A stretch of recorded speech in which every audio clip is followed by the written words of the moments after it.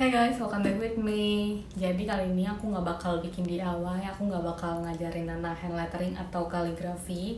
Tapi aku hari ini mau bahas seputar tentang kaligrafi. Semuanya bakal aku kupas tuntas. Jadi buat kalian yang belum tahu, kenalin nama aku Nana. Dan aku ini sekarang pekerjaannya sebagai business owner. Jadi aku suka kaligrafi dan akhirnya aku terjun ke dunia bisnis dengan memanfaatkan si kaligrafi itu. Nah, awal mulanya belajar kaligrafi dari mana sih? Nah, yang pasti jawabannya, kalau aku pribadi belajar kaligrafi pertamanya itu belajar dari YouTube. Karena di YouTube banyak banget ilmunya dan kalian bisa benar-benar cek satu persatu. Apalagi kaligrafi itu kalau di negara-negara luar udah lumayan rame, udah lumayan dikenal dan banyak gitu. Jadi kayak banyak banget pasti tutorialnya. Cuman emang kalian tuh harus bisa bahasa Inggris karena kayak cuman ada beberapa doang yang ada translatean Indonesianya.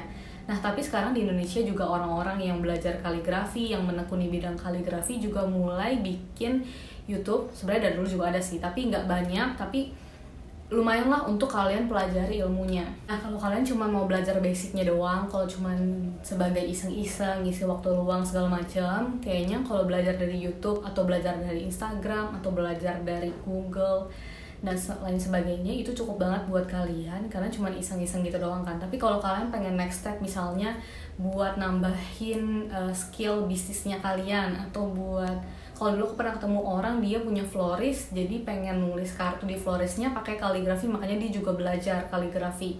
Nah, itu kalian bisa belajar, bisa ikutan workshop, kalian bisa cari ketik workshop di Instagram, banyak banget akunnya, dia bakal nyediain workshop tentang kaligrafi, tentang hand lettering, bahkan sampai yang intermediate-nya juga. Nah, selain itu ada juga aplikasi yang namanya Skillshare. Jadi dari Skillshare itu kalian bisa belajar banyak hal termasuk kaligrafi di sana. Tapi sekali lagi dicek, mungkin ada yang berbahasa Indonesia, ada juga yang enggak. Nah, jadi aku sempat beberapa kali ikut workshop hand lettering, workshop kaligrafi, dan itu berbayar. Nah, kalau tergantung bayarannya berapa, itu tergantung mau skillnya yang mana. Kalau kayak cuman basic pakai brush pens itu biasanya sekitar 150 sampai 350 ribuan. Tapi kalau mau yang lebih detail, lebih susahnya lagi yang pakai pointed pen yang kayak copper plate gitu, itu bisa sampai 600 ribu atau 700 ribu. Aku juga bakal sekalian share siapa-siapa aja yang pernah aku datangin workshopnya yang emang menurut aku bagus dan cocok buat kalian yang pengen belajar kaligrafi.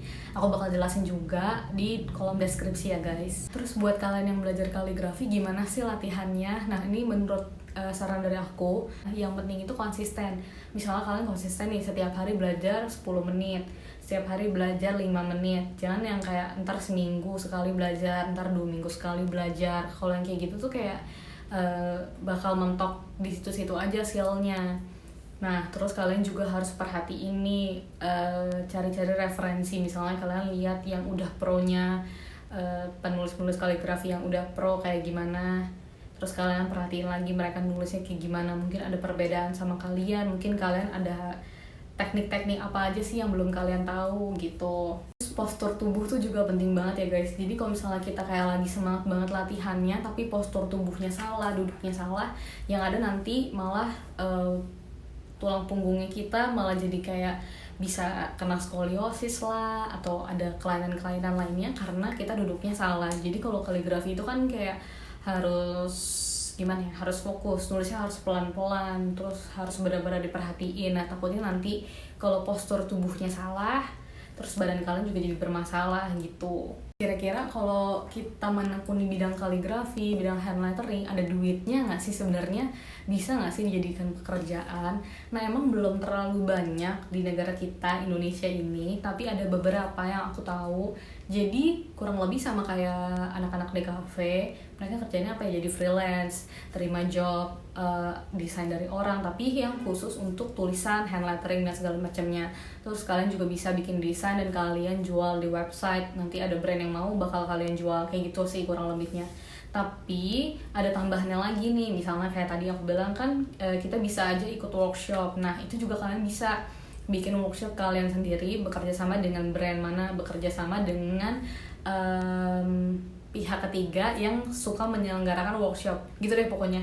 Nah, terus kalian juga bisa buka usaha. Nah, dari hand lettering itu atau dari kaligrafi itu banyak banget anak-anak cabangnya. Jadi pengembangannya bisa kemana aja itu ada banyak. Contohnya kayak aku pribadi, aku tuh mengembangkan si kaligrafi ini jadi lettering on frame. Jadi frame-nya itu bakal ditaruhin hand letteringnya. Gimana ya? Jadi letteringnya itu di kacanya, di akriliknya langsung. Nah, itu usaha yang aku jalani sekarang. Terus bisa juga terima orderan untuk bikin janji pernikahan, her vow, his vow, terus bikin undangannya. Karena banyak banget zaman sekarang pasangan-pasangan muda yang pengen pernikahannya itu estetik. Nah, jadi dengan adanya si kaligrafi ini bisa ditulisin, terus bisa buat properti foto, dan itu jadinya keren banget dan estetik banget, kayak jadi lebih spesial lah gitu. Jadi lettering itu kan ada banyak macam ya. Jadi kayak dengan kalian belajar letteringnya, kalian juga bisa belajar mengukir pakai lettering atau belajar nulis foiling pakai kertas foil gitu. Nah, itu tuh kalian bisa bikin commission, bisa bikin custom made gitu. Jadi kayak pouch yang foil nama kalian pakai hand lettering. Terus ada juga kayak ukiran kayu yang diukir, atau tulisan botol wine itu bisa kalian ukir dengan hand lettering. Jadi banyak banget guys. Oh ya, terus ada juga yang orang bikin jasa untuk tulis-tulis nama untuk place card gitu. Jadi misalnya kayak ada acara apa, ada undangan, misalnya kayak undangan pernikahan tapi kayak cuman makan-makan doang, cuman kayak makan meja. Nah, tuh biasanya di tiap mejanya kan ada orangnya, udah di list nih namanya siapa-siapa aja. Nah, biasanya ada orang-orang yang bikin place card-nya gitu di setiap meja. Jadi kayak kita tahu, oh nih tempatnya si Nana, nih tempatnya dia, kayak gitu. Nah, itu ada berbagai macam. Ada yang bikin pakai kartu, ada yang bikin pakai akrilik, ada yang bikin di atas kayu juga, tergantung orang sih, kayak macam-macam gitu. Nah, tadi kan kita udah bahas nih belajar kaligrafi dari mana, latihannya kayak gimana, terus bisa pekerjaannya apa aja, terus pengembangan kaligrafi itu bisa kayak gimana aja.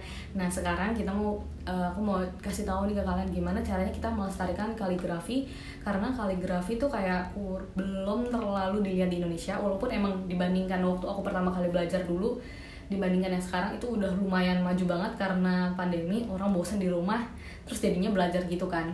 Nah, gimana caranya untuk melestarikannya, untuk lebih memperkenalkan lagi kaligrafi atau seni hand lettering ke orang-orang di Indonesia itu? Ya, yang pertama pastinya lewat sosial media, karena kita pertama kali tahu kaligrafi, kita pertama kali tahu hand lettering itu kan dari sosial media. Itu termasuk aku juga ya.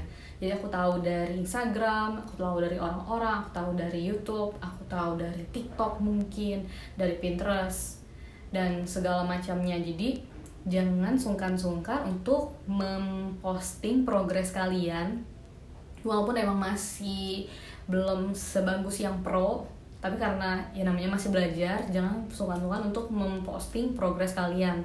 Terus juga buat kalian-kalian yang emang udah menekuninya, terus kalian misalnya kayak tahu nih, gue tahu nih caranya yang bagus kayak gimana, jangan sungkan-sungkan juga buat share ilmu-ilmu kalian. Nah, terus kalian juga bisa nih, kalau kalian menekuni bidang kaligrafi, kalian bisa ajak brand-brand yang ternama atau brand-brand lain untuk kalian bisa berkolaborasi bareng. Nah, jadi kan dengan adanya kolaborasi bisa lebih dikenal. Nah, kalian bisa tuh ngajak brand-brand lain untuk kolaborasi bareng, dan ya supaya orang-orang makin tahu nih, oh ini namanya kaligrafi, oh bisa dipelajarin, oh ini hand lettering, dan banyak segala dan ternyata banyak macamnya gitu kan. Dan segitu dulu dari aku. Kalau misalnya kalian ada masukan, kalian ada pengalaman kalian sendiri, kalian bisa tulis di kolom komen di bawah. Terus jangan lupa follow sosial media aku, Letters by Nana, di TikTok dan juga di Instagram. Dan jangan lupa like, share, dan subscribe YouTube channel aku. And see you guys next time. Bye-bye.